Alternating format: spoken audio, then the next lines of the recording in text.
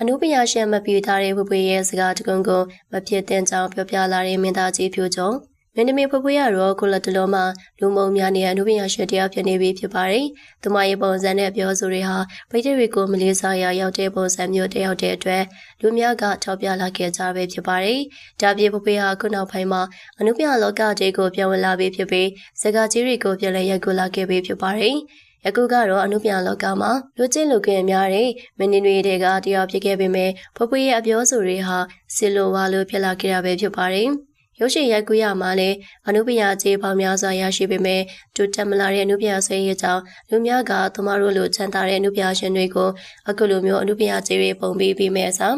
အရာတယောဆောင်တွေကိုပို့ပြီးအနုပညာကြီးမြင်ပြီးပြင်ပို့ကောင်းမယ်လို့အကြံပြုချက်တွေလည်းပြောချလာကြတာပဲဖြစ်ပါတယ်။ဖွေးဖွေးရဲ့ရခွင့်ရုံတင်ပြသနေတဲ့အကြီးကြီးစကားဟာသူမရဲ့ story မှာတင်ချိန်တုန်းကတော့လောဝကိုအဆင့်တန်းမိမဲ့စကားချင်းပုံစံမျိုးသူမကိုရိုင်းကလည်းတရုတ်မဆောင်ဘူးတဲ့ဇလန်တစ်အလန်စရာကိုတရုတ်ဆောင်ရရမယ့်ပုံစံလိုဖြစ်မယ်လို့တင်တာဖြစ်တဲ့အတွက်အားလုံးကမျှော်လင့်နေကြပဲဖြစ်ပါတယ်။အမေရိကန်အားလုံးမြင်လိုက်ရတဲ့ချိန်မှာတော့အကြီးကြီးရုပ်ရှင်ဟာပေါကားတတာရာဖြစ်ပြီးဘာပညာရောက်စရာမှလည်းမရှိသလိုရေးချင်စရာကောင်းတဲ့ဟာသားတက်လည်းမရှိတဲ့စကားကြီးဖြစ်နေကြရပဲဖြစ်ပါတယ်။မပြေပြင်းတဲ့ဇက်ကွက်တွေများစွာပါဝင်သလိုမတည်နားမလည်တဲ့သူတွေကိုကျင်းထဲကျွေးလို့ကောင်းတဲ့ဇက်ကားကြီးဖြစ်တဲ့အတွက်ဗိတ်တရီရဲ့ပြောဆိုပြစ်တင်မှုတွေများစွာရရှိခဲ့ရတယ်။မပြေပြင်းတဲ့ဇက်ကွက်တွေထဲမှာဗိတ်တရီသတိထားမိဆုံးဖြစ်တဲ့ပဲပြုတ်တဲ့ထမင်းကျွတ်ကြတဲ့ခံမှာဖွေးဖွေးဟာပဲပြုတ်မပါတဲ့တောင်းကြီးနဲ့ပဲပြုတ်ရောင်းနေကြရဖြစ်ပါတယ်။ပဲပြုတ်တပုံပိုးကိုတော့အကုန်အကျမခံခြင်းပဲရုံတင်ပြီးပြည်သူတွေစီကနေလိန်စားတယ်လို့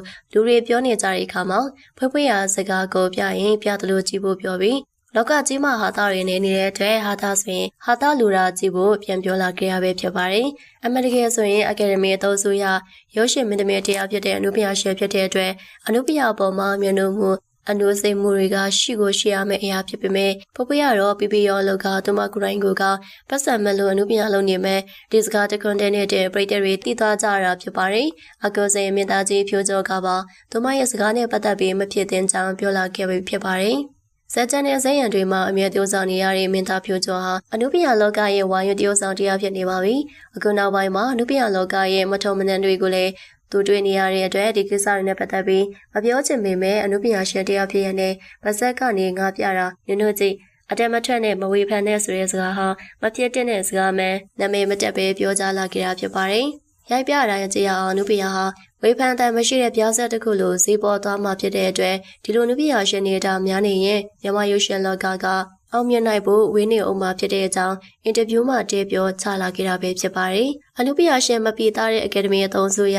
မင်းသမီးဖွေးဖွေးရဲ့စကားဟာတောင်မကြိုးကြောင့်တဲပြောလာတဲ့မင်းသားကြီးဖြိုးကျော်နဲ့ပတ်သက်ပြီးပရိသတ်ကြီးတို့ရဲ့အမြင်ကိုလည်းကွန်မန့်မှာမျှဝေပေးကြပါဦးရှင်။ဟုတ်ကဲ့ပါရှင်ဒီနေ့တင်ဆက်ပေးထားတဲ့ကြောင်းလေးကတော့ဒီလောက်ပါပဲရှင်။နောက်ထပ်လည်းပရိသတ်တွေစေဝစားပေးရကြောင်းတဲ့နဲ့တူပြန်လာခဲ့အောင်မှာဖြစ်လို့အသစ်တစ်တော်ရီတင်နမလို့တန်သိရှိနိုင်ဖို့အတွက်ဘေးနာချက်ပေးခါလုံးလေးကိုလည်းနေထားပေးကြပါဦးရှင်။အစိုးရအားပေးကြည့်ရှုမှုတက်လေးကျေးဇူးအများကြီးတင်ပါတယ်။